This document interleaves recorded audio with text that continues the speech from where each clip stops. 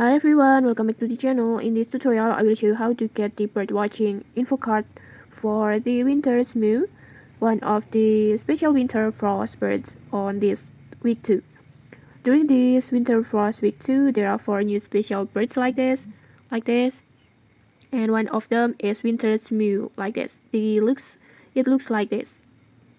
And to get this info card, first make sure you have already accepted the Winter Birds on Duty quest from the NPC village.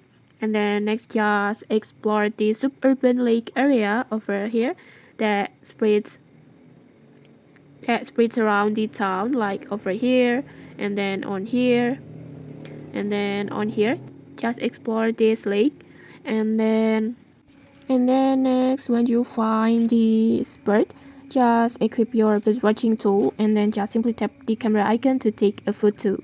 And after taking the photo, the bird watching info for this bird, Winter Smew, will be unlocked. And okay, that's it. If you found this helpful, don't forget to like, comment, and subscribe for more tutorials. Thanks for watching and see you.